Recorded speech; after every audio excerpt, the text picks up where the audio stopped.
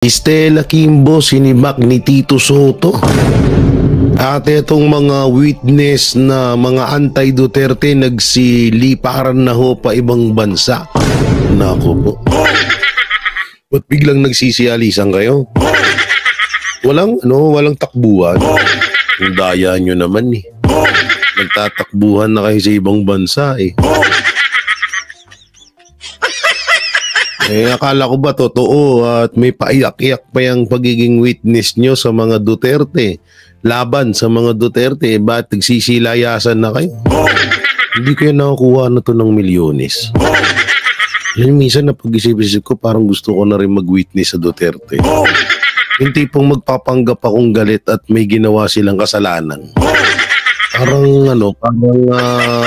Parang gusto ko na rin gawin yun. Oo, no? Tignan mo, biglang nagsili para malamang sa malamang milyonaryo na.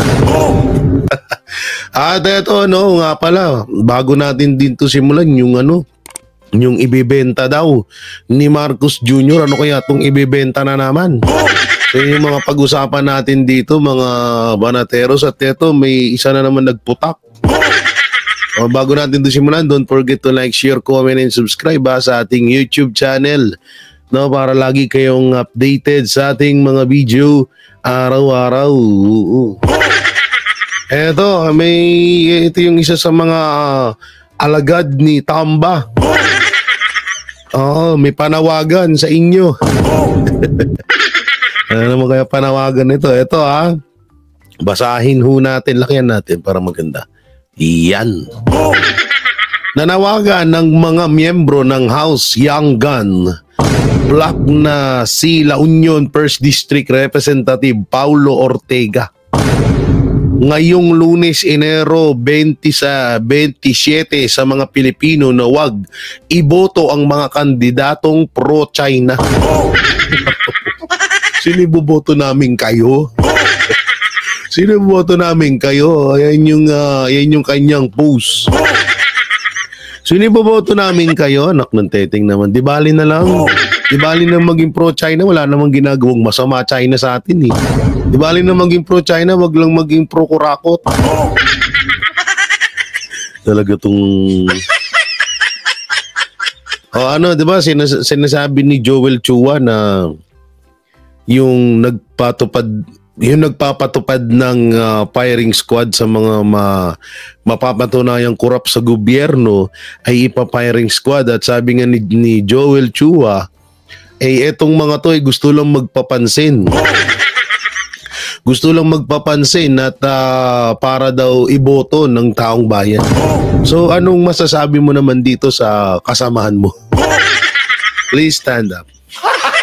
Gago! Anak ng titing. Sino nga pro-China lang naman? Kayo nga, pinagsisihang ata kayo ng taong bayan na binoto kayo. Makapagsalita ko, alam mo talaga, lilinis eh. No? Mas okay na yung pro-China. At least may ginawa bang corruption ng pro-China sa atin? Wala naman. May ginawa bang corruption ng China? Anak ng titing naman, ginagawa nyo naman kaming tanga.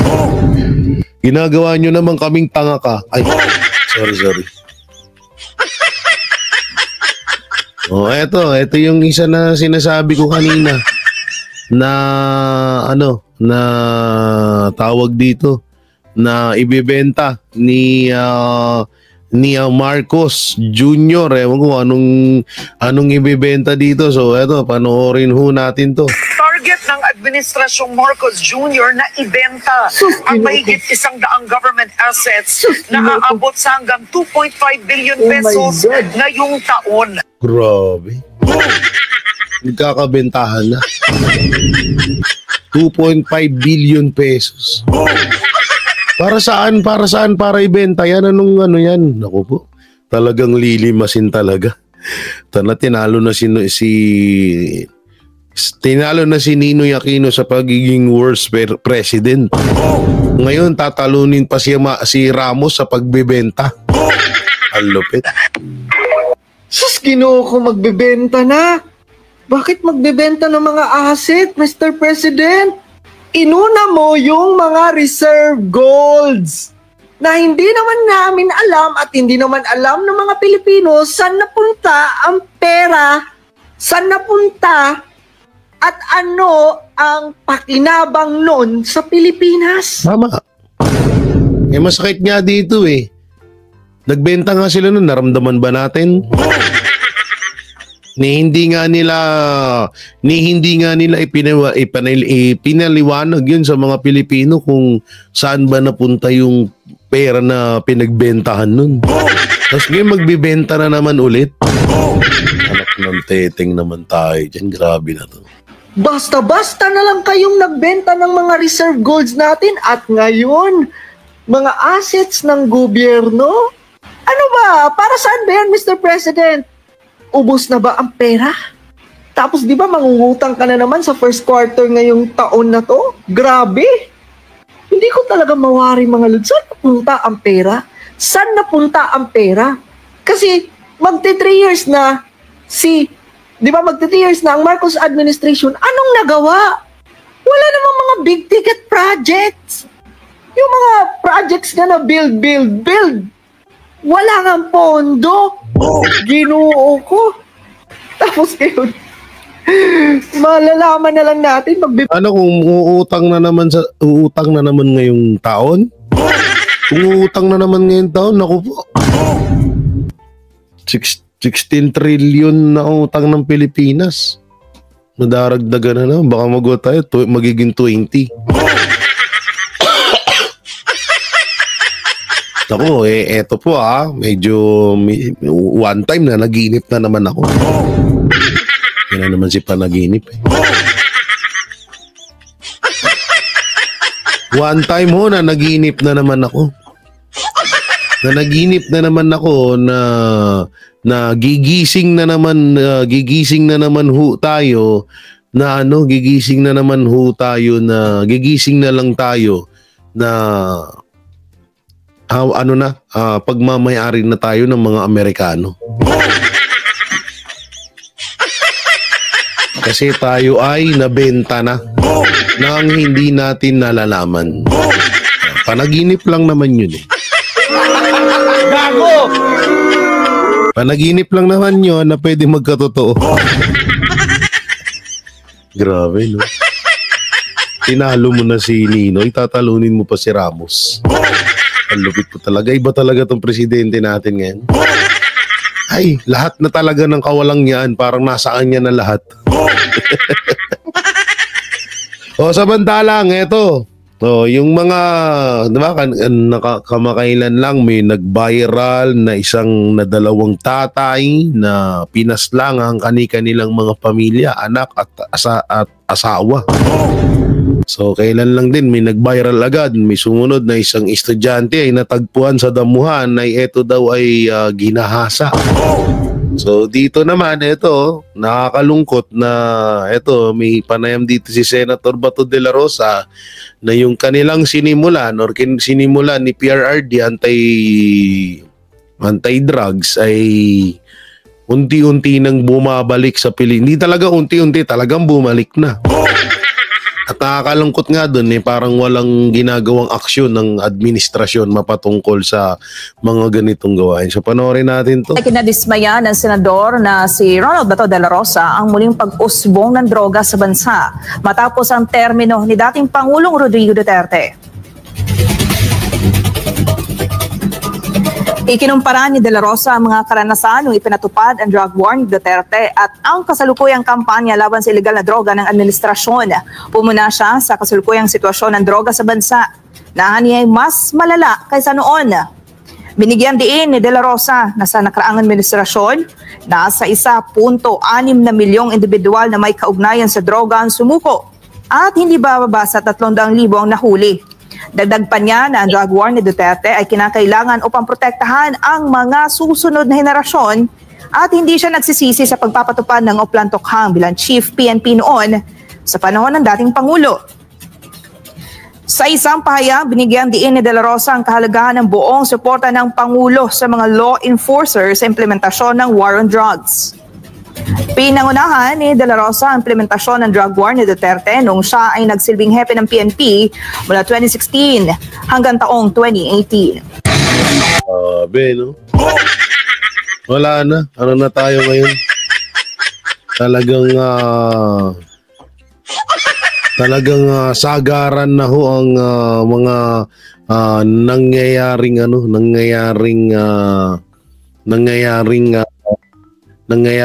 ano ba tong tawag dito, nangyayaring krimen ho dito sa Pilipinas. Wala ano tayo magagawa. Presidente tayo, walang kwenta. Ito, panoorin natin. Ito, yung mga testigo ng tumistigo. Yan, katulad yan nila, ano ba yun? Mangumbabato ba yun? Mangumbabato ba yun? O ano to? Yung Edgar Matubato pala yun. Tsaka yung isa pa, yung dating PNP ba yan? O parang nagsitalunan na ho sa ibang bansa. Eto, panoorin natin. And how do you take this po? Yung ito bang mga pahayag ni Bersamin at saka po ni Remulla kontra sa pahayag ni Pangulong Marcos na ang ICC ay banta sa soberanya ng ating bansa? Ako, tingin ko may dalawang bahagi kasi yung statement. Una, political position na ito nga, hindi na kami babalik sa ICC, ayaw namin yung ICC.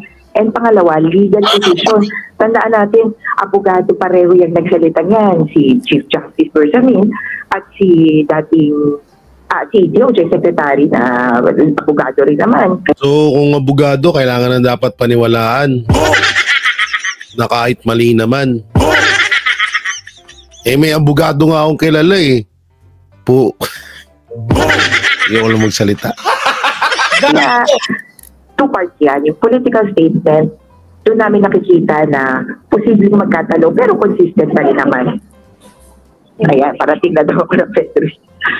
Itong statement nila ay consistent in some way kasi hindi naman nila sinabi na makikipag-cooperate sa ICC ng buong buo Diba? Hindi, ano ba yan? Sinabi na nga na may kipag-usap Sana mag-hi lang tapos okay na. Mga palusutan. Sa totoo naman, tama naman yung sino ba tong anchor na to? Basta alam ko Soto yan Etong tanong niya na ano to, parang binali ba ng DOJ na si Remulla na yung kautusan ni Marcos Jr. na wag papasukin ng ICC sa Pilipinas na biglang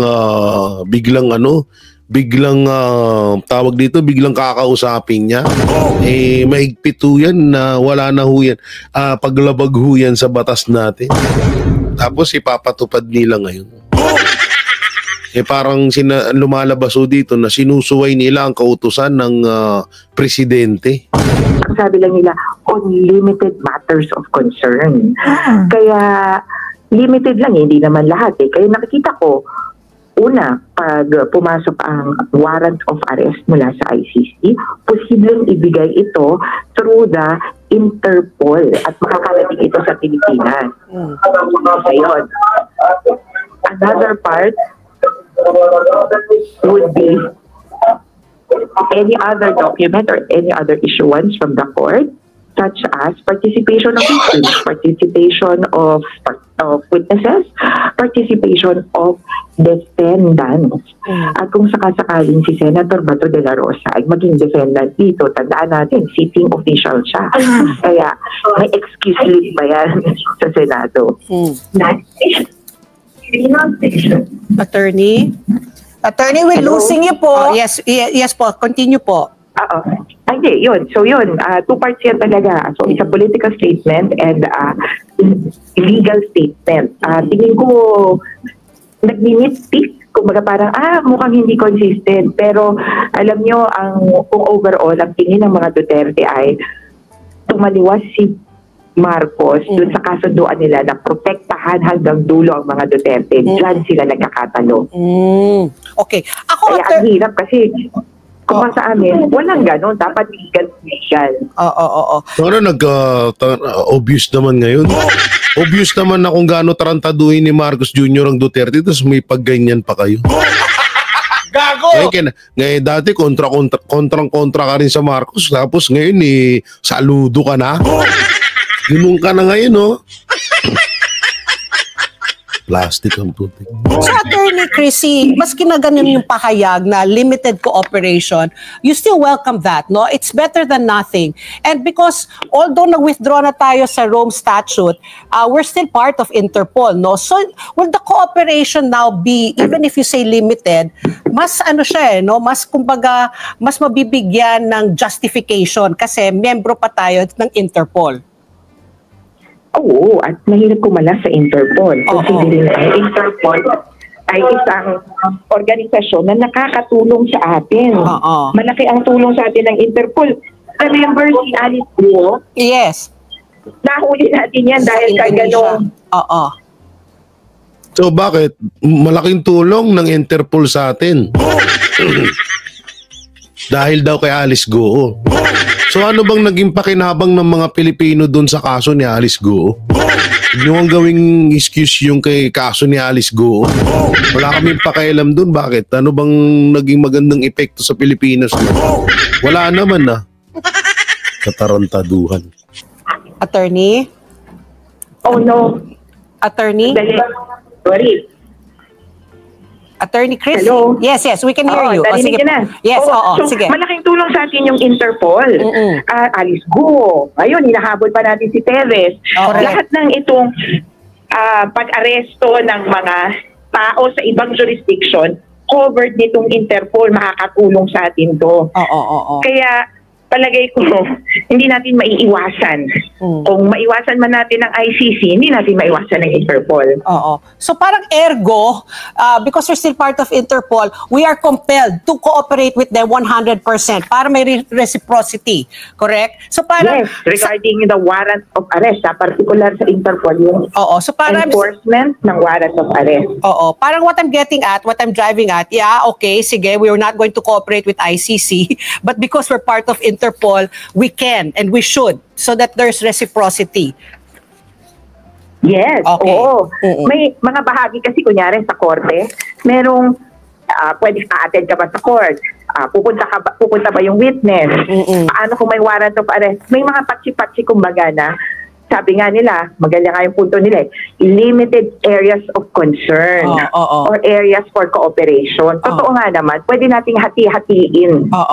Kunyari, hindi ka naniniwala sa korte, pero magbabayad ka ng fine, parang ganon. Hindi ka sisipot sa korte, pero depende yan sa sitwasyon. Merong limited area na pwede mong... Hindi ako naniniwala. Alam nyo, sa oras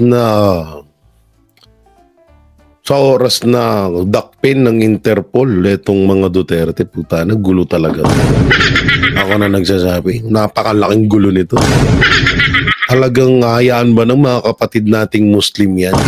Kung naramdaman nyo ang lakas ng Iglesia ni Cristo at ng lakas ng KOJC, wag nyo nang antayin na iparamdam ng mga kapatid nating Muslim at mga tiga Mindanao yung lakas nila.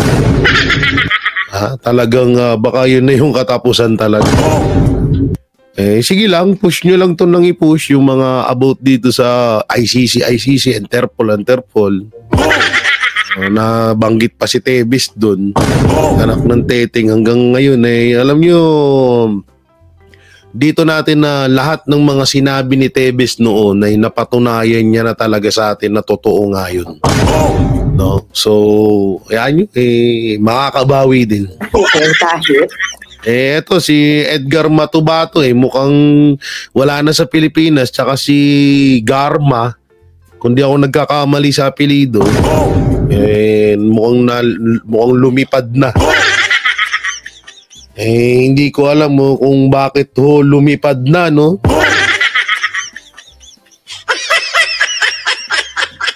Samantalang, isa na namang soto ang panoorin natin. Eto, panoorin ho natin ng sinabi ng isa sa mga soto Eto nga, eto, panoorin natin. Walang iba kundi si Stella Gimbo. Matapos nitong magsalita at tila pinasinungalingan ang di umano'y mga inilabas na pagbubunyag ng dating Pangulong Duterte patungkol sa mga kababalaghanan ng nangyayari sa BICAM na di umano'y may mga blank pages na pirmado pa mismo ng mga kongresista at mga senador. Pero bago ang lahat, kung bago ka pa lamang sa aming channel para masabihan na walang lihim ang hindi mabubunyag at sabyang nagkalabasan na talaga ng buong katotohanan. Matapos ang tila pananahimik ng dating senador at Senate President and now running for senator sa 2025 election na walang iba kundi si Tito Sotto, tila binasag na ang katahimikan at matapang na nagsalita sa publiko at tila sinampal ng katotohanan ang di umano'y mga kabulastugan na nangyayari sa BICAM na siyang isiniwalat ng dating Pangulong Duterte patungkol sa mga blank pages na di umano'y pilit pinagtakpan ng Senado, Kongreso at Palasyo at lalong-lalo na di umano ang Marikina representative na si Stella Gimbo. Ayon pa sa inilabas na balita online ng Abante, Tito Sotto, inupakan si Gimbo kaugnay sa BICAM report ng 2025 national budget. Kinontra ni dating Senate President Tito Sotto ang sinabi ni Marikina City Representative Stella Gimbo na otorisado ang ministerial correction ng technical staff ng Kamara at Senado sa Bicameral Conference Committee report ng 2025 national budget. Magugunitang naging issue ang BICAM report ng pambansang budget ngayong taon dahil ilang items nito ang blanco o walang inilagay na pondo. Ngunit pagdating sa 2025 General Appropriation Act ay naging kumpleto ito. Sabi ni Gimbo, mayroon lamang mga typographical error at adjustment sa naturang BICAM report na resulta ng amendment ng BICAM panel at binigyang otorisasyon ng technical staff na itama ang mga ito. Saad pa niya, ministerial na lamang aniya ang mga pagtatama na ito at wala nang babaguhin. At the point of signing by the BICAM members ay lahat naman po ng appropriation or amounts have already been decided upon. Wika ni Gimbo sa panayam ng mga reporter. Ibig sabihin, lahat ng naging correction ng ating technical staff, lahat po yan ay ministerial na lamang. Ibig sabihin, calculator activity na lang po. So lahat po, wala na po silang discretion dahil lahat po ay decided na po by the BICAM members. Dagdag niya. Giit naman ni Sotto, ang ministerial corrections ng technical staff ay hindi kailanman pinahihintulutan sa anumang panukalang batas. Dagdag niya, ilang mga mambabatas ay kailangang sumailalim sa parliamentary rules at procedures workshop. Some of legislators need to undergo parliamentary rules and procedures workshop. Ministerial corrections by technical staff are never allowed in any bill, much more a law. You bring it back to plenary. Ani Sotto sa kanyang post nitong January. So ano nang nangyari sa kay Chis Escudero? Alam nyo, mas karapat dapat nating paniwalaan tong sinasabi ni Tito Sotto. Paalala lang po dating Senate President ito. No, hindi to gawa-gawa lang lamang ng kwento. Talagang totoo tong sinasabi niya at dito nasupalpal si Stella Gimbo. Yung ginawang panayam ni Stella Gimbo, matatawag natin panibagong panluloko na naman. Kaya itong sinasabi ni dating Senator Tito Sotto, ako'y naniniwala dito. Hindi niya dudungisan ng kanyang pangalan. Alam naman natin na may magandang record etong si Tito Sotto sa mga Pilipino at lalo na sa mga pagtulong. Hindi niya kayang dungisan yung kanyang pangalan para gumawa lamang ng imbentong salita. Maaari si Stella Gimbo at Chis Escudero pwede nilang magawa yun. Pero si Tito Sotto hindi. Kaya talagang sapul na sapul sila dito. 27. Unquote. Uy, sino to? Patang-gwapo nito. Si Coach Oli ginagawa ka ng ng mga vlogger.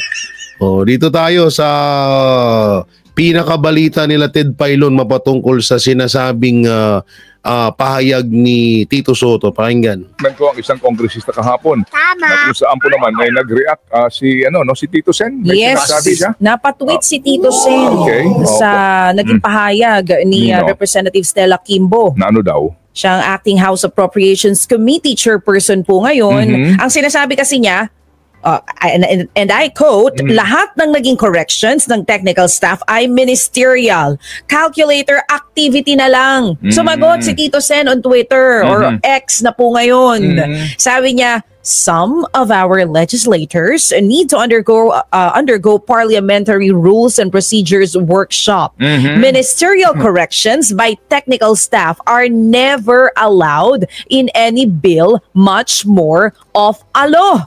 You bring it back to plenary. Napasagot din si Senator Ping Lacson dun sa tweet nitong si Tito Sen. Sabi ni dating Senator Ping Lacson, I fully agree with Sen Soto. We only approve amendments in plenary subject to style to save time during our period of amendments. Filling blank spaces amounting to billions, even 1 peso in a budget measure is substantial, not ministerial. It requires plenary action, no less. Wow, that is appalling. It is abhorrent. Ngayon, This is ridiculous. Mr. Chair. Taong bayan ay Ang galing talaga ni Ted Pailon eh. Ng mga paksang pambayan this morning. Ano ba talaga? May blanco ba talaga o wala?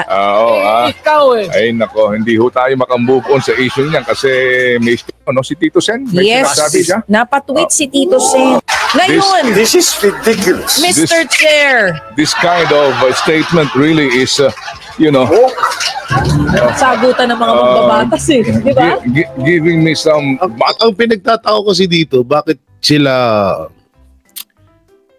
Alam nyo, nakakapag-isip ako na hindi kaya talagang ginagawa lang laruan ni Marcos Jr. at ni Romualdez yung mga congressman. Isipin nyo maigi nagsalita yung ibang congressman na napakalayo dun sa sinabi ni Stella Kimbo. Tapos yung mga senator nagsalita din na kaysa wala daw silang nakitang blanco, sila bulag. Samantalang biglang inilabas ni Stella Kimbo na merong ganun. So pahiya yung mga senator. Tapos etong si Chis Escudero biglang kumambyo at nagmatapang na hindi nga daw siya natatakot sa ganun. Wala daw dapat katakutan. Wala talaga. Kami ang natatakot. Yung mga normal na Pilipino kasi pera namin yun eh. Pera namin na parang mapupunta sa wala. Hindi nyo napapansin, parang pinagsasabong-sabong na lang sila ngayon, no? Kasi iba yung statement ng kabila, iba naman sa kabila, iba naman dito. Tapos may palpa, si Anli Virus. Dami nilang iba-iba eh. Nagkakarambola sila eh. Halatang, alam mo yon, kahit na minamanipula ng administrasyon yung ibang mga politiko para kalabanan or kalabani ng mga Duterte at para gusto nilang masira mga Duterte. Pero ang nangyayari, nagkakarambola sila at wala silang iisang salita. Kung alam nyo kung talagang solid lang kung talagang solid ang samahan ng mga anti-Duterte dyan, talagang may pagkakalagyan ng mga Duterte. Pero wala hindi solid, alam mo kung bakit? No, hindi solid kasi unang-una palpak yung kanilang yung pamamalakad nila sa mga sa mga kasinungalingan. Bagay, may kasabihan nga tayo, kahit anong pagsisinungaling mo, lalabas pa rin talaga ang katotohanan. So kagaya na ngayon, 'di ba? Ang daming nagsabi na wala daw silang nakitang blanco, kaysa ganito, kaysa ganyan. Tapos ngayon pala, totoo naman talaga may blanco, tapos isinisip pa technical daw. Ay, nako. Ang sabi nga ng Malacanang dito, ito yung sabi ng Malacanang, ito yan, Wala kaming kinalaman sa BICAM report. Hindi kami ang mananagot dyan. Diba? Alam niyo yan, ulitin natin wala kaming Wala kaming kinalaman sa BICAM report. Wala kaming kinalaman sa BICAM report. Pero bakit sinabihan ni Marcos Jr. na sinungaling si Duterte? Eh hindi naman gaay yung sinasabi nung isa. O ngayon, sino mananagot? Hindi kami ang mananagot dyan. Ito ang sagot. Hindi daw sila mananagot. Sino? So ibig sabihin, ginagawa nga lang puppet ng administrasyon at ni Prime Minister, future Prime Minister, yung mga politiko na mga pumirma dito. O hindi daw sila mananagot. Executive Secretary Lucas Bersamin, hindi mananagot ang Malacanang kung idulog sa Korte Suprema ang issue ng umano'y blank items sa Bicameral Conference Committee Report ng 2025 National Budget. Sinabi ni Executive Secretary Lucas Bersamin na hindi naman niya mapipigilan ang mga individual na nagbabalak na dumulog sa Supreme Court tulad ni Davao City Representative Isidro Ungab at iba pa. Kongreso at hindi executive di umano ang dapat magpaliwanag kaugnay sa mga blanco sa BICAM report. Ito naman pala eh. Nagigets mo naman pala bakit ginawa ni Marcos yun. Gago! Ang gulo na, no? Sakit ng ulo ko sa inyo. Hindi daw sila mananagot. Pagtay tayo dyan, nagtuturuan na. Nagtuturuan na. Gulo-gulo na eh, no? Hindi na nila maalam kung ano gagawin eh. Eto namang si Marcos. Di siguro hindi rin natin masisisi ito ah. Wait lang ah. Baka sabihin nyo bumaliktad na ako eh. No? Hindi natin masisisi si Marcos kasi baka ganito yung nangyari.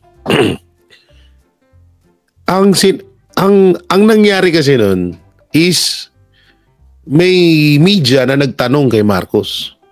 Ang media ang tanong is about GAA. Samantalang ang inilabas ni Duterte, ni dating Pangulong Rodrigo Roa Duterte, about BICAM. BICAM report about dun sa blank item. Tapos itong si Marcos, sumagot naman.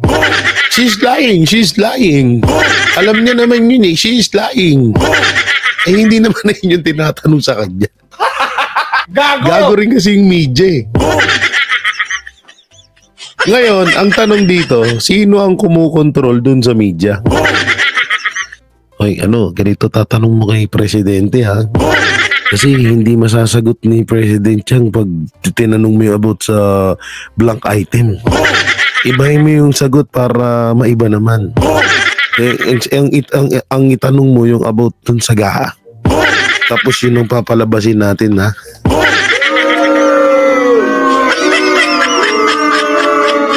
Tapos kung ano na pinagsasabi ni Bersamin. Sabay ngayon, biglang kambyo na, hindi kami mananagot. Walang kinalaman ng Malacanang. Gago! Ang gulo nyo. Wala na, kaya nabibisto kayo eh. Tapos ngayon, magagalit kayo sa amin na, uy, mga bulag nyo, minumura nyo. Eh, putang ina eh, tingnan nyo ginagawa nyo. Diba? Ayusin nyo. Kaya nyo palang masita. Alam nyo, kakamping nyo kami. Sana eh. Kung maayos yung ginagawa nyo, paano nyo kami magiging kakampi kung ganyan ay halatadong na kung katarantaduhan nyo dyan? Sa lahat ng na nasa gobyerno, kung nasa maayos yung ginagawa nyo, kakampi nyo kami. Eh kaso kung ganitong kabulastugan pinagagawa nyo, never nyo kaming magiging kakampi. Tandaan nyo yan. So yan mga banateros, mga kabiyayan, nung may kukomento nyo sa mga napag-usapan natin, comment nyo lang po dyan sa baba. At syempre, don't forget to like, share, comment, and subscribe sa ating YouTube channel. Pakipindot na lang din po yung bell button para lagi kayong updated sa ating mga video araw-araw. So yun, maraming salamat. Ingat po kayo palagi. God bless and peace and bye-bye. Yan ang banateros, walang inuurungan. Pag tama palakpakan, pag mali ay babanatan. Yan ang banateros, boses ng ordinaryong Pilipino. Banateros ay walang makakaawan, walang inuurungan. Banateros ay tinutulungan.